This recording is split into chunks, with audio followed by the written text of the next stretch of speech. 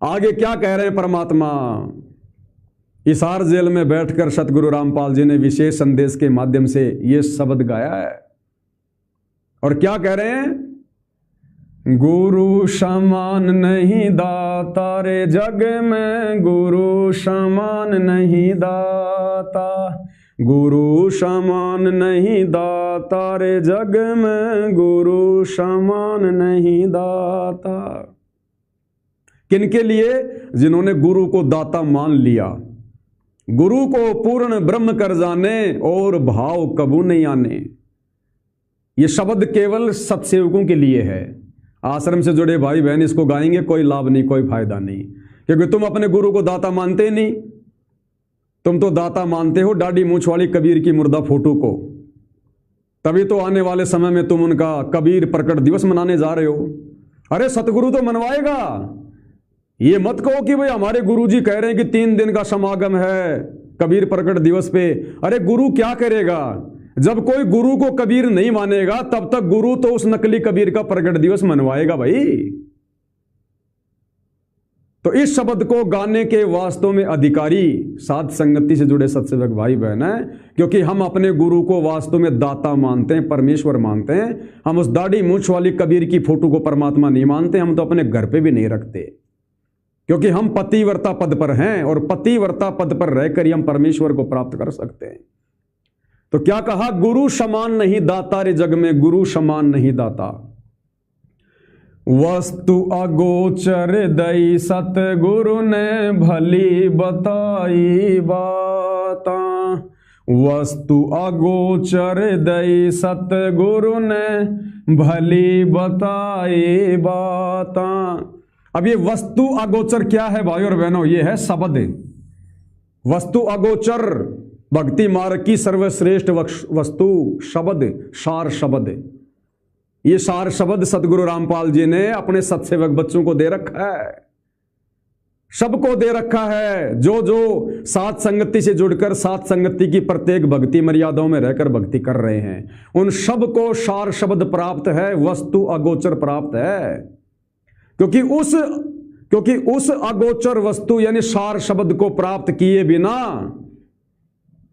आप कभी भी काम और इस क्रोध से दूर नहीं हो सकते। क्या कह रहे हैं परमात्मा? वस्तु अगोचर दई सतगुरु ने भली बताई बाता, काम क्रोध कैद कर डारे लोभ के घाली ना था, गुरु समान नहीं दाता रे जग में, गुरु समान नहीं दाता। अरे काम और क्रोध को आज संगत में सतगुरु आशीर्वाद से किसने कैद किया है? केवल सात संगति से जुड़े भाई बहन विषय वासनाओं के गुलाम नहीं है, काम क्रोध के गुलाम नहीं है। पति पत्नी के संबंधों को भाई बहनों के संबंधों में तब्दील कर दिया। और सात संगति से जुड़े वो भाई बहन जिनकी अभी रमेणी नहीं हुई है, उन्होंने संकल्प कर लिया हम रमेणी नहीं करेंगे, हम काल के लिए खुराक तैयार नहीं करेंगे, हम अपनी बीज शक्ति को, अपनी शुक्राणु शक्ति को नष्ट नहीं करेंगे, हम काल के झूठे सुख का आनंद नहीं लेंगे, हम सतगुरु को नाराज नहीं करेंगे, अपनी अज्ञानता का प्रमाण नहीं देंगे, हमने इसी जन्म में मोक्ष प्राप्त करना है। कोटि शीश तूने दे दिए यमराजा की फेट, एक सिर दे के देख ले अपने सतगुरु की भेंट, इसी जन्म में परमात्मा सतलोक भेज देगा। तो ये काम क्रोध संगत में ये परमात्मा ने किन भगत भाई बहनों के कैद करवाए? अरे आश्रमों में तो सार नाम लेकर, सार शब्द लेकर भी लोग विषय वासनाओं के भंवरे बने हुए हैं। रमेणियों पे रमेणियां हो रही हैं, गंदा कुकर्म करने के लिए रमेणियां कर रहे हैं, काल की खुराक तैयार करने के लिए। तो ये जो शब्द है ये वास्तव में सात संगति से जुड़े भाई बहन ही सतगुरु की महिमा में गा सकते हैं।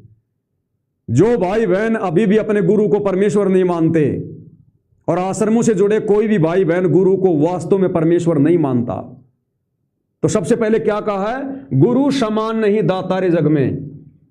तो ये बात केवल सत्सेवकों के समझ में आई है, और वास्तव में सत्सेवक ही अपने गुरु को दाता मानते हैं। जब गुरु को हमने दाता मान लिया, दाता कौन?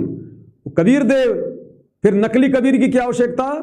तो हम सत्सेवकों ने अपने गुरु को दाता यानी कबीर मानकर और दाढ़ी मूंछ वाली नकली कबीर की फोटो को घर से बाहर कर दिया।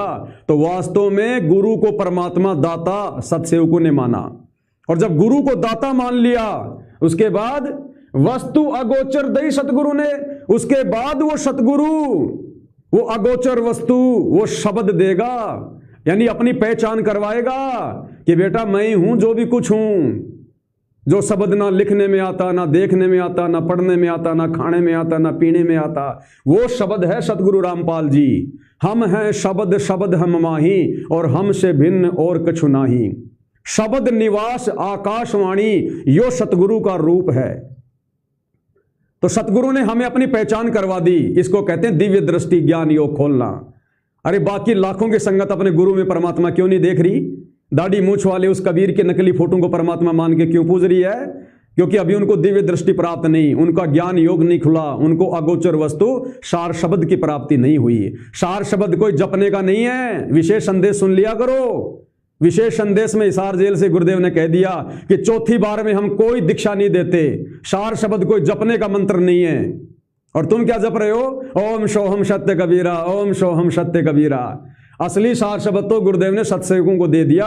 यानी जब गुरु शिष्य से अपनी पहचान करवा दे और शिष्य भी हृदय से अपने गुरु को परमेश्वर मानकर पतिव्रता पद पे रहकर भक्ति करे, उसको कहते हैं सार शब्द की प्राप्ति, जिसका टारगेट केवल सतलोक बन जाए। तो हमने पहले अपने गुरु को दाता माना, दाता मान लिया, भगवान मान लिया, तो फिर भगवान ने अगोचर वस्तु सार शब्द की दया कर दी, अपनी पहचान करवा दी, भली बताई बातां, और काम क्रोध कैद कर डाले। जब गुरु को भगवान मान लेंगे तो गुरु कहां आएगा? हृदय में।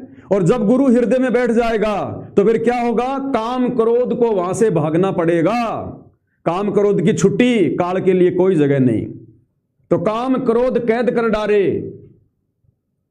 और लोभ के गाली ना था। हमें किसी से कोई लोभ लालच नहीं है, कोई धोखाधड़ी नहीं करते हम। गुरु की आड़ में कोई ज्योति पाठ का पैसा आज तक नहीं लिया हमने किसी से। किसी को झूठ बोल के ठग के हमने कोई काम नहीं किया, जो भी किया खुल्लम खुल्ला किया। तो इस शब्द को गाने के अधिकारी संगत में वही हैं जिन्होंने पति पत्नी के संबंधों को भाई बहन के संबंधों में तब्दील कर लिया, और जो साध संगति से जुड़े हुए हैं।